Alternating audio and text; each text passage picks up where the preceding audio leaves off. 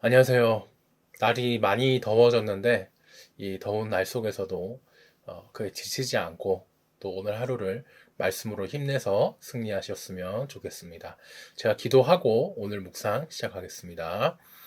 사랑하는 하나님 감사합니다. 지금 이 무더운 날에도 우리가 함께 이렇게 유튜브를 통하여 만나 묵상을 시작합니다. 하나님 늘 그리하였듯 우리의 힘이 아니라 성령님의 힘으로 말씀을 깨닫게 도와주시고 또 오늘 하루도 살아낼 때에도 성령님의 힘으로 하루하루를 살아갈 수 있도록 붙잡아 주세요. 감사하신 예수님 이름으로 기도드렸습니다. 아멘. 네, 오늘은요. 죽음의 위협을 뚫고서라는 제목으로 사도행전 23장 12절에서 35절 말씀 같이 듣도록 하겠습니다. 세 가지 버전으로 오늘 본문 말씀도 들어야겠죠? 이렇게 총 3번 듣겠습니다. 먼저 세 번역입니다. 날이 새니 유대 사람들이 모이하여 바울을 죽이기 전에는 먹지도 마시지도 않겠다고 맹세하였다. 이 모의에 가담한 사람은 40명이 넘었다. 그들이 대제사장들과 장로들에게로 가서 말하였다. 우리는 바울을 죽이기 전에는 아무것도 입에 대지 않기로 굳게 맹세하였습니다. 그러니 이제 여러분은 의회와 짜고서 바울에 관한 일을 좀 더 정확하게 알아보려는 척하면서 천부장에게 청원하여 바울을 여러분 앞에 끌어내어 오게 하십시오. 우리는 그가 이곳에 이르기 전에 그를 죽여버릴 준비를 다 해놓았습니다. 그런데 바울의 누이의 아들이 이 음모를 듣고 서둘러 가서 병령으로 들어가 바울에게 그 사실을 일러주었다. 그래서 바울은 백부장 가운데 한 사람을 불러놓고 말하였다. 이 청년을 천부장에게 인도해 주십시오. 그에게 전할 말이 있습니다. 백부장이 그를 데리고 천부장에게로 가서 말하였다. 죄수 바울이 나를 불러서 이 청년이 대장님께 드릴 말씀이 있다고 하면서 데려다 달라고 부탁해서 데려왔습니다. 천부장이 청년의 손을 잡고 아무도 없는 데로 데리고 가서 물어보았다. 내게 전할 말이 무엇이냐? 그가 대답하였다. 유대 사람들이 바울에 관해서 좀 더 정확하게 캐물어 보려는 척하면서 내일 그를 의회로 끌어내어 오게 해달라고 대장님께 청하기로 뜻을 모았습니다. 그러니 대장님은 그들의 말에 넘어가지 마십시오. 바울을 죽이기 전에는 먹지도 마시지도 않겠다고 맹세한 사람이 40명 남짓 매복하여 바울을 기다리고 있습니다. 그들은 지금 준비를 다 하고 대장님에게서 승낙이 내리기만을 기다리고 있습니다. 천부장은 그 청년에게 이 정보를 내게 제공하였다는 말을 아무에게도 하지 말아라 하고 당부한 뒤에 그를 돌려보냈다. 천부장이 백부장 2사람을 불러서 명령하였다. 오늘 밤 9시에 가이사랴로 출발할 수 있도록 보병 200명과 기병 70명과 창병 200명을 준비하여라. 또 바울을 벨릭스 총독에게로 무사히 호송할 수 있도록 그를 태울 짐승도 마련하여라. 그리고 천부장은 이렇게 편지를 썼다. 글라우디오 루시아는 삼가 총독 벨릭스 각하께 문안드립니다. 이 사람은 유대 사람들에게 붙잡혀서 죽임을 당할 뻔하였습니다. 그런데 나는 그가 로마 시민인 것을 알고 군대를 거느리고 가서 그를 구해냈습니다. 유대 사람들이 무슨 일로 그를 고소하려는지를 알아보려고 나는 그들의 의회로 그를 데리고 갔습니다. 나는 그가 유대 사람의 율법 문제로 고소를 당하였을 뿐이며 사형을 당하거나 갇힐 만한 아무런 죄가 없다는 것을 알았습니다. 그런데 이 사람을 해하려고 하는 음모가 있다는 정보를 듣고서 나는 당장에 그를 총독님께로 보내는 바입니다. 그리고 그를 고발하는 사람들에게도 그에 대한 일을 각하 앞에 제소하라고 지시하여 두었습니다. 군인들은 명령을 받은 대로 바울을 넘겨받아서 밤에 안디바드리로 데려갔다. 그리고 이튿날 기병들에게 그를 호송하게 맡기고 그들은 병령으로 돌아왔다. 기병들이 가이사랴에 이르러서 그 편지를 총독에게 전달하고 바울도 그 앞에 데려다가 세웠다. 총독은 그 편지를 읽고 나서 바울에게 어느 지방 출신인가를 물어보았다. 총독은 바울이 길리기아 출신인 것을 알고 그대를 고소하는 사람들이 도착하면 그대의 말을 들어보겠네 하고 말한 뒤에 그를 헤롯 궁에 가두고 지키라고 명령하였다. 아멘. 이어서 쉬운 성경입니다. 이튿날 아침 유대인들은 바울을 죽일 음모를 꾸몄습니다. 그들은 바울을 죽이기 전에는 아무것도 먹지도 않고 마시지도 않겠다고 맹세했습니다.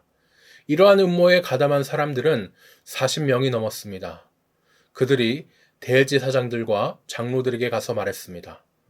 우리는 바울을 죽이기 전에는 아무것도 입에 대지 않겠다고 맹세했습니다. 그러니 이제 여러분들과 공의회에서는 천부장에게 가서 바울이 한 일에 대해 좀 더 자세히 신문할 것이 있으니 바울을 내어달라고 부탁하십시오. 그러면 우리는 기다리고 있다가 바울이 이리로 오는 길에 그를 없애버리겠습니다. 준비는 이미 다 되어 있습니다.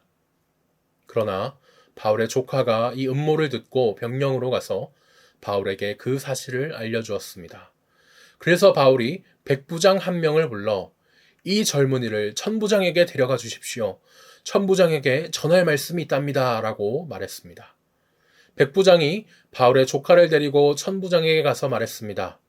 바울이란 죄수가 저를 불러 이 젊은이를 천부장님께 데려가 달라고 부탁해서 데려왔습니다. 천부장님께 드릴 말씀이 있답니다. 천부장이 젊은이의 손을 잡고 아무도 없는 곳으로 데려가 물었습니다. 내게 전할 말이 무엇이냐? 젊은이가 말했습니다. 유대인들이 천부장님께 바울을 신문할 것이 더 있다는 구실을 대면서 내일 바울을 그들의 공의회로 끌어내려 달라고 천부장님께 청하기로 결정했답니다. 그러나 그들의 말을 고지 듣지 마십시오. 40명도 더 되는 사람들이 숨어서 바울을 기다리고 있습니다. 그들은 바울을 죽이기 전에는 아무것도 먹지도 않고 마시지도 않겠다고 맹세까지 하였습니다. 그들은 지금 준비를 다 해놓고 천부장님의 승낙만 기다리고 있습니다. 천부장이 젊은이를 돌려보내면서 내가 이 내용을 내게 알렸다고 아무에게도 말하지 마라 하고 단단히 주의를 주었습니다. 천부장이 백부장 2명을 불러 다음과 같이 명령했습니다. 병사 200명과 기병대 70명과 창을 쓰는 병사 200명을 무장시켜 오늘 밤 9시에 가이사랴로 떠날 준비를 갖추게 하여라. 또 바울을 총독 벨릭스에게 안전하게 호송할 수 있도록 그를 태울 짐승도 준비해 두도록 하여라. 그리고 천부장은 이러한 내용의 편지를 썼습니다. 글라우디오 루시아가 총독 벨릭스 각하에게 문안드립니다. 이 사람은 유대인들에게 잡혀 살해당할 뻔한 사람입니다. 그런데 저는 이 사람이 로마 시민이라는 것을 알고는 제 병사들을 데리고 가서 그를 구했습니다. 저는 유대인들이 무슨 일로 이 사람을 고소하는지 알고 싶어 그들의 공의회로 이 사람을 데려갔습니다. 거기서 저는 그들이 이 사람을 고소하는 것이 그들의 율법에 관한 것일 뿐 이 사람에게는 사형을 당하거나 감옥에 갇힐 만한 죄가 없다는 것을 알았습니다. 그런데 유대인들이 이 사람을 죽이려는 음모를 꾸민다는 정보를 듣고 저는 곧바로 이 사람을 가깝게 보내는 것입니다. 그리고 그 유대인들에게도 이 사람에 대해 고소할 말이 있으면 가깝게 직접 하라고 일러두었습니다. 군인들은 명령대로 그날 밤으로 바울을 데리고 안디바드리까지 갔습니다. 이튿날에는 기병대에게 바울을 가이사랴로 호송하라고 부탁하고 다른 군인들은 예루살렘에 있는 병영으로 돌아갔습니다. 기병대는 가이사랴에 도착하여 총독에게 편지를 전달하고 바울도 그에게 넘겨주었습니다. 총독은 편지를 읽고 나서 바울에게 어느 지방 사람이냐고 물었습니다. 총독은 바울이 길리기아 사람이라는 것을 알고는 바울에게 이렇게 말했습니다. 그들을 고소하는 사람들이 도착하면 그때 그대의 말을 들어보겠소. 그리고는 바울을 헤롯이 지은 왕궁에 가두어 지키라고 명령을 내렸습니다. 아멘. 마지막으로 메시지입니다. 이튿날 유대인들이 바울을 해치려고 음모를 꾸몄다. 그들은 그를 죽이기 전에는 먹지도 않고 마시지도 않기로 엄숙히 맹세했다. 40명이 넘는 자들이 이 살인동맹에 맹세하는 의식을 갖고 대제사장과 종교 지도자들을 찾아갔다. 우리는 바울을 죽이기 전에는 아무것도 먹지도 않고 마시지도 않기로 엄숙히 맹세했습니다. 다만 여러분의 도움이 필요합니다. 의회에서 제목을 더 자세히 조사하려고 하니 바울을 다시 보내달라고 지휘관에게 요청하십시오. 나머지는 우리가 알아서 하겠습니다. 그가 여러분 근처에 오기도 전에 우리가 죽여버리겠습니다. 여러분은 그 일에 휘말리지 않도록 하겠습니다. 바울의 외조카가 그들이 매복을 모의하는 이야기를 엿듣고 즉시 병영으로 가서 바울에게 이 사실을 알렸다. 바울은 백부장 하나를 불러서 말했다. 이 청년을 지휘관에게 데려가 주십시오. 그가 중요하게 드릴 말씀이 있습니다. 백부장이 그를 지휘관에게 데리고 가서 말했다. 죄수 바울이 이 청년을 지휘관님께 데려가 달라고 했습니다. 긴히 드릴 말씀이 있다고 합니다. 지휘관이 그의 팔을 잡고 한쪽으로 데려갔다. 무슨 일이냐? 나에게 할 말이 무엇이냐? 바울의 외조카가 말했다. 유대인들이 바울을 해치려고 음모를 꾸몄습니다. 그들은 그의 죄목을 더 자세히 조사해보겠다는 구실로 아침 일찍 바울을 의회로 보내달라고 지휘관님께 부탁할 것입니다. 하지만 그것은 바울을 당신의 보호에서 빼돌려 살해하려는 속임수입니다. 지금 40명도 넘는 사람들이 숨어서 바울을 기다리고 있습니다. 그들은 바울을 죽이기 전에는 먹지도 않고 마시지도 않기로 맹세했습니다. 그들은 이미 매복을 끝내고 이제 지휘관님께서 그를 보내기만 기다리고 있습니다. 지휘관은 이 일을 아무에게도 입박해내지 마라 하고 주의를 주어 그를 돌려보냈다. 지휘관은 백부장 둘을 불렀다. 가이사랴로 떠날 병사 200명을 준비시켜라. 기병 70명과 보병 200명도 함께 오늘 밤 9시까지 행군할 준비를 해두어라. 바울과 그의 소지품을 실을 노새도 두어 마리 필요할 것이다. 이 사람을 벨릭스 총독에게 무사히 넘겨야겠다. 그리고 그는 이렇게 편지를 썼다. 글라우디오 루시아가 벨릭스 총독 각하께 안녕하십니까. 이 사람은 내가 유대인 무리에서 구해낸 자입니다. 그들이 그를 잡아서 죽이려고 할 때 그가 로마 시민인 것을 알게 되었습니다. 그래서 병사들을 보냈습니다. 그가 무슨 잘못을 저질렀는지 알고 싶어 그를 그들의 의회 앞에 세웠습니다. 알고 보니 자기들끼리 종교적인 문제로 이견이 있어 말다툼이 격화되었을 뿐 범죄와는 전혀 거리가 멀었습니다. 그러던 차에 유대인들이 그를 살해하려는 음모를 꾸민 것을 알게 되었습니다. 나는 그의 안전을 위해 그를 여기서 급히 빼내는 것이 좋겠다고 판단했습니다. 그래서 그를 가깝게 보냅니다. 그를 고발한 무리에게도 이제 그가 각하의 관할 하에 있다고 알리겠습니다. 그날 밤 병사들은 명령받은 대로 바울을 데리고 안드리바드리의 안전한 곳으로 갔다. 이튿날 아침에 병사들은 기병들의 호송하에 바울을 가이사랴로 보내고 예루살렘 병영으로 돌아갔다.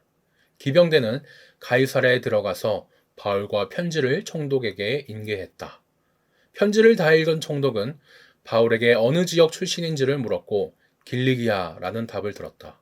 총독은 바울에게 그대를 고발하는 사람들이 오면 그대 사건을 처리하겠소 하고 말했다.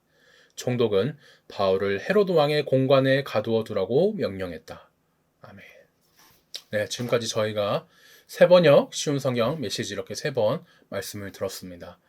복음서에서는 정말 예수님도 복음을 위하여 하나님을 위하여 일하다 죽을 뻔하시는 모습이 있었는데 오늘 바울도 그 예수님의 모습을 그대로 따라 죽을 뻔한 모습을 또 봅니다.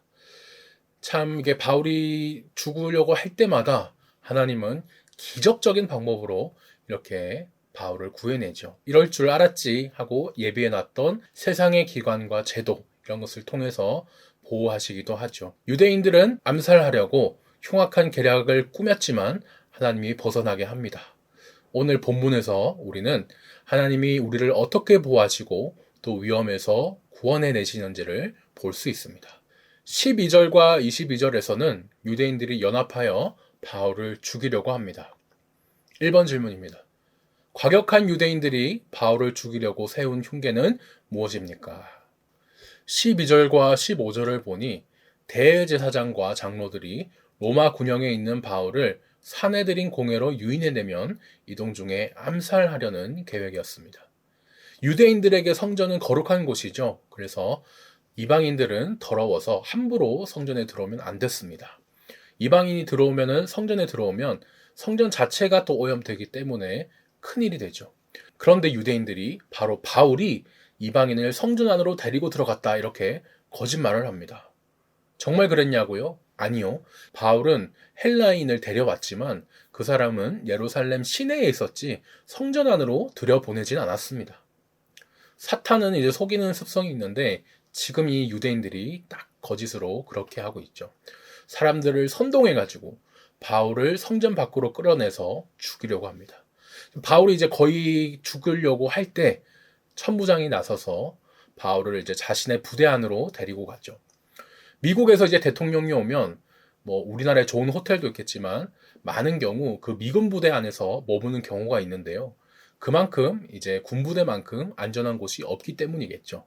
지금 바울도 이 유대인들이 함부로 들어오지 못하는 그 군부대, 로마 군령 안으로 안전하게 천부장을 통해 대피하게 됩니다. 자, 여기서 유대인들의 계획이 실패합니까?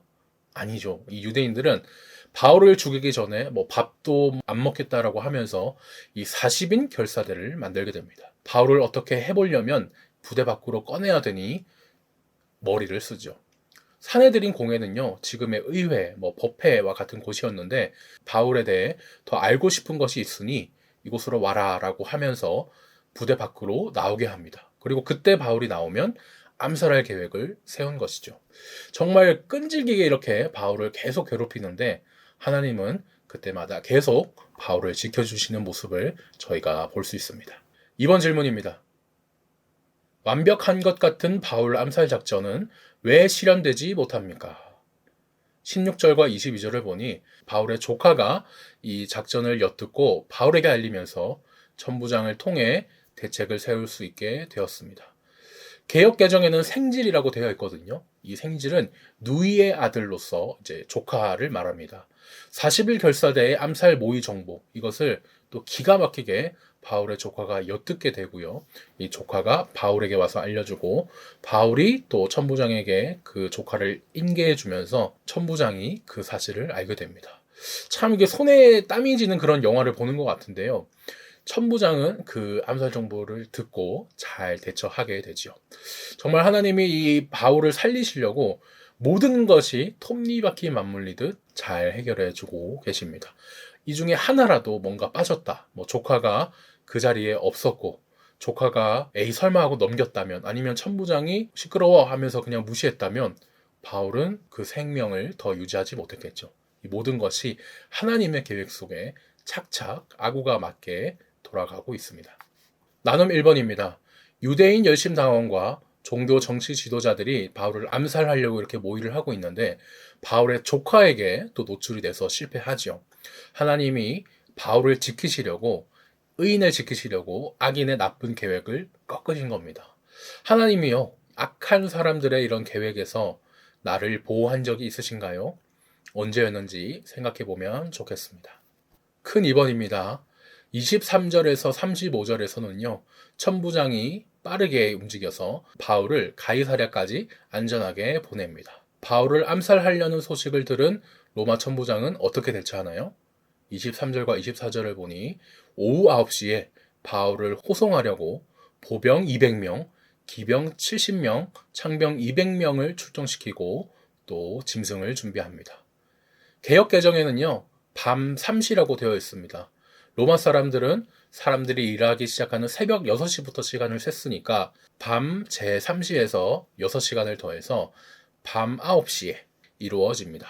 우리로 치자면 더 큰 부대이자 언제든지 공항 가까이 있어서 비행기를 타고 도피할 수 있는 곳으로, 당시에 더 큰 부대가 있고 큰 항구가 있는 가이사랴로 바울을 보내게 됩니다. 유대 총독도 거기 있었죠. 밤 9시긴 하지만 고대잖아요. 얼마나 캄캄했겠습니까? 그 캄캄한 속에서 모든 것이 은밀하게 이루어지고 있습니다. 다음 날까지 만약에 미뤄지면 그새에 또 바울이 죽일 수 있다고 생각해서 서둘러서 움직인 것이죠. 바울 혼자 움직인 게 아닙니다. 보니까 정말 뭐 대통령 행진급입니다. 이 예루살렘 치안 유지를 위해서 부대의 반은 남겨야 되니까 사실상 당시 천부장이 움직일 수 있는 인원이란 인원은 다 보낸 그런 상황입니다. 2번입니다. 천부장이 로마 총독에게 보낸 편지에는 어떤 내용이 담겨 있습니까? 25절에서 30절을 보니까 이런 내용이에요. 이 사람은 바울이고 로마 시민권자입니다. 유대인들이 바울을 고발하는데 그건 자기들 율법에 관한 것이지 우리 로마법으로는 아무 죄가 없습니다. 그런데 지금 유대인들이 이 바울을 암살하려고 작정을 하니까 긴급히 가이사랴로 보냅니다. 이렇게 풀어서 말할 수 있겠습니다. 천부장은요, 바울을 안전하게 보낼 뿐만 아니라 바울이 도착해서도 공의로운 재판을 받을 수 있도록 잘 도와줍니다.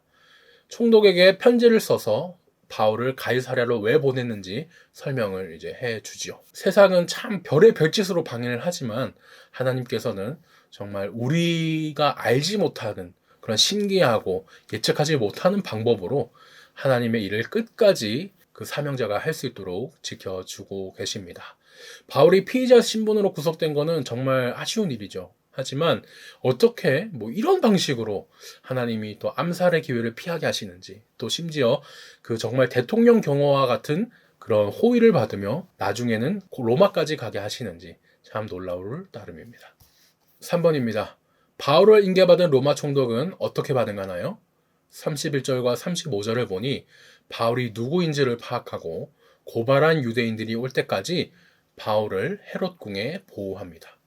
바울이 참 억울했을 거예요. 자기는 아무 잘못이 없는데도 유대인들한테 로마 군부대 내에 갇혔습니다. 심지어 암살도 당할 뻔하죠. 하지만 또 우리 하나님께서 끝까지 우리가 생각지도 못한 방법으로 바울을 보호합니다. 보호할 뿐만 아니죠. 바울이 그렇게 가고 싶어 했었던 로마에게까지 호의를 받으며 가게 합니다. 모든 방해를 뚫고서 결국 모든 것이 합력하여 선을 이루도록, 그렇게 하나님의 뜻대로 이루어지도록 하고 계십니다. 나눔 2번입니다.